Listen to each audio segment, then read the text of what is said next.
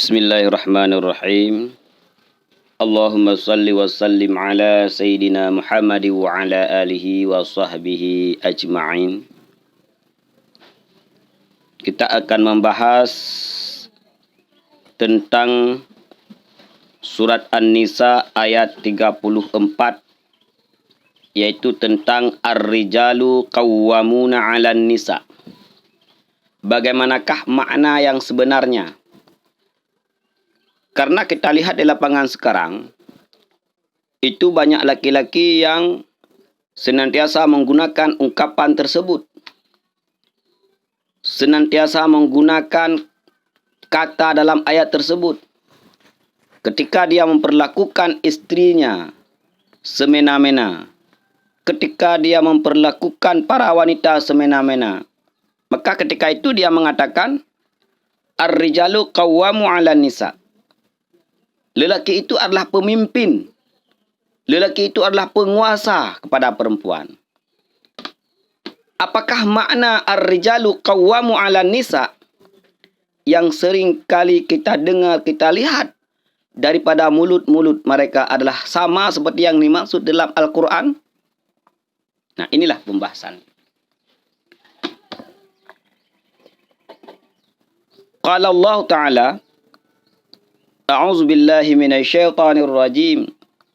Bismillahirrahmanirrahim. Ar-rijalu qawwamuna 'alan nisa'i bima faddalallahu ba'dahum 'ala ba'd wa bima anfaqu min amwalihim. Sadaqallahul azim. Allah berfirman dalam surat An-Nisa, sebahagian daripada ayat 34 yang kita baca tadi. Ar-rijalu qawwamu 'alan nisa. Rijal, lelaki, itu adalah pemimpin kepada perempuan. Makna qawwamu di sini adalah musallituna, menguasai. Kekuasaan terbesar dalam rumah tangga itu adalah berada pada laki-laki, berada pada suami. Kekuasaan apa? Apakah dalam memperlakukan suaminya? Apakah dalam memperlakukan istrinya sebagaimana kehendak nafsunya? Tidak. Al-Quran telah memerintahkan kepada laki-laki untuk memperlakukan para wanita keluarganya dengan ma'ruf. Maka di sini dijelaskan tentang makna kekuasaan seorang laki-laki kepada wanita, yaitu yu'addibunahunna wa ya'khuzuna 'ala aydihinna. Lelaki itu berkewajiban, suami itu berkewajiban untuk memberi adab kepada para istrinya. Yu'addibunahunna. Ini artinya, ketika seorang istri tidak paham tentang agama, ketika seorang istri tidak mempunyai adab, maka ketika itu suami berkewajiban untuk memberikan adab, mengajari istrinya untuk beradab. Yang pertama, adab kepada dirinya. Yang kedua, adab kepada Allah. Yang ketiga, adab kepada suaminya. Yang keempat, adab kepada sesama muslimah. Ini yang dijelaskan, yang disampaikan, yang diajarkan oleh suami. Maka berdasarkan ini, maka suami adalah bahagian daripada penguasa, bahagian daripada pemimpin. Kemudian suami juga berkewajiban mengajari istrinya apa yang istrinya tidak paham. Tentang akidah, tentang fiqh, tentang tasawuf. Suaminya berkewajiban memperkenalkan Allah Subhanahu wa Ta'ala menurut manhaj Asy'ariyah, wa maturdiyah kepada istrinya. Suaminya berhak memperkenalkan fikih berdasarkan mazhab yang 4. Dan suaminya berhak mengajarkan tasawuf berdasarkan Imam Al-Ghazali dan Imam Junaid Al-Baghdadi. Ini makna yang pertama, ar-rijalu qawwamu 'alan nisa. Jadi bukan makna ar-rijalu qawwamuna 'alan nisa, lelaki ini boleh memperlakukan istrinya seperti budak. Bukan. Tidak boleh. Tidak boleh memperlakukan istrinya seperti budak. Bima faddalallahu ba'dahum 'ala ba'di. Karena lelaki itu telah diberikan kelebihan oleh Allah Subhanahu wa taala. Allah telah memberikan kelebihan kepada laki-laki dibandingkan dengan para wanita. Karena makna kelebihan tersebut bi tafdilihi lahum alaihinna.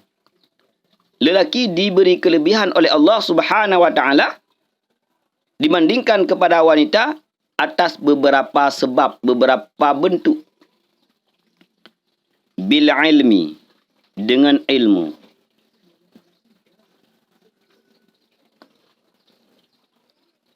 Maka kalau kita lihat tafsir ini, bahwa para lelaki itu lebih berilmu daripada perempuan. Boleh-boleh saja. Ataupun ilmu yang dimiliki oleh lelaki lebih bermanfaat daripada yang dimiliki oleh perempuan, yang dimiliki oleh istri.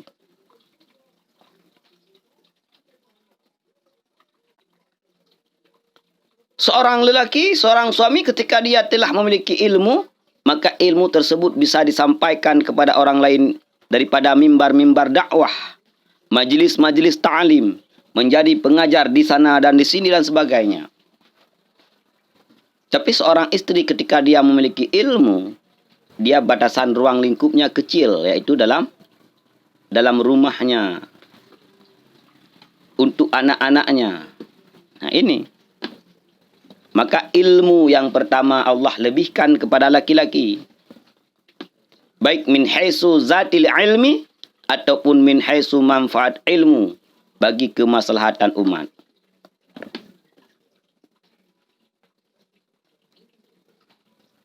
Kemudian kelebihan laki-laki daripada wanita, ziyadatul aqli wad din.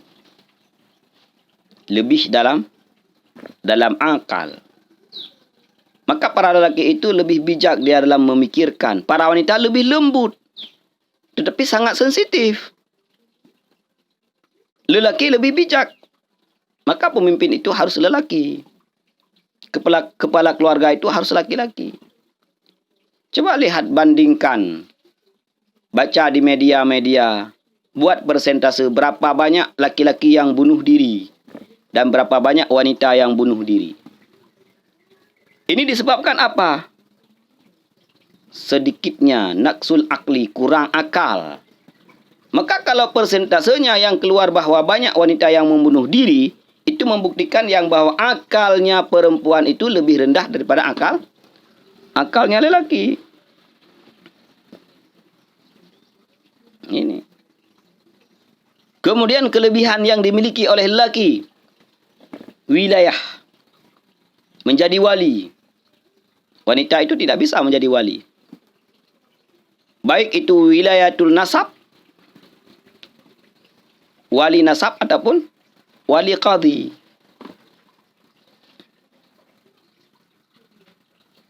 Ingat, wanita tidak bisa menjadi wali. Lelaki bisa menjadi wali. Ini kelebihan yang dilebihkan oleh Allah Subhanahu wa taala. Kemudian syahadah, persaksian. Ada satu tempat persaksian yang di situ tidak boleh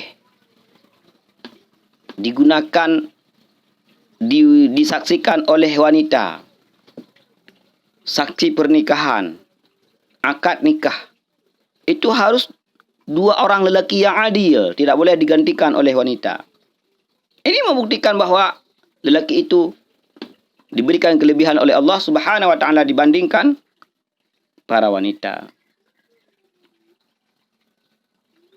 Wal jihad, kewajiban jihad itu kepada lelaki.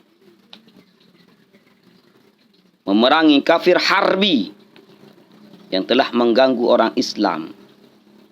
Itu diwajibkan kepada laki-laki, tidak diwajibkan kepada perempuan.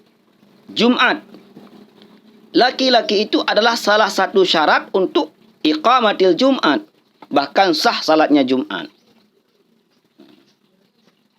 Karena laki-laki itu adalah bahagian daripada ahli Jumat. Wanita tidak dikatakan ahli Jumat. Wal jamaah, jamaah dari persepsi apapun hukumnya, baik daripada fardu ain yang mengatakan fardu ain, fardu kifayah yang mengatakan fardu kifayah, sunat muakkad yang mengatakan sunat muakkad, semuanya yang diwajibkan, disunatkan, difardukan adalah kepada laki-laki. Ketika fardu ain kepada laki-laki, yang mengatakan fardu kifayah laki-laki yang mengerjakannya, baru terlepas kita semua. Kemudian kaunul anbiya, para Rasulullah sallallahu alaihi wasallam, para nabi. Tidak ada nabi yang wanita. Ini salah satu yang dapat kita lihat bahawa yang akan menyampaikan kebenaran, yang akan menyampaikan ilmu kepada khalayak ramai, itu mesti orang laki-laki. Wassalatin, sultan, pemimpin. Maka pada hakikatnya pemimpin itu adalah lelaki. Kemudian lagi kelebihan yang diberikan oleh Allah Subhanahu wa taala kepada lelaki, kaunur rajuli yatajawwazu bi arba'i fid dunya wa bi aksara fil jannah. Lelaki itu bisa menikahi 4 wanita di dunia. Dia boleh mempunyai istri 1, 2, 3 dan 4 di dunia. Sedangkan di akhirat la nihayah, tidak ada batas. Boleh lebih daripada 4 dan sebanyak-banyaknya. Boleh. Sehingga kalau di dunia lelaki tersebut mempunyai banyak istri, dia menikah dengan wanita pertama, kemudian meninggal, menikah dengan wanita lain, meninggal lagi istrinya, sampai ratusan ataupun ribuan istrinya. Di syurga nanti semua istrinya itu menjadi istrinya di syurga, ditambah dengan bidadari. Ini. Silahkan lihat kitab Furu' Masail. Ini tidak diberlakukan kepada wanita. Talak. Yang memiliki talak itu suami. Suami yang mentalakkan istrinya. Rujuk. Ketika sudah mentalakkan 1 dan 2, dan untuk kembali kepada istrinya, si suami yang mengungkapkan, yaitu rujuk. Inilah beberapa kelebihan yang Allah berikan kepada laki-laki, maka layak ketika itu lelaki dikatakan ar-rijalu qawwamuna 'alan nisa. Ditambah satu lagi, wa bima anfaqu min amwalihim. Suami itu menginfakkan hartanya, memberi nafkah kepada istrinya. Ketika akan melakukan pernikahan, dia membayar mahar kepada istrinya.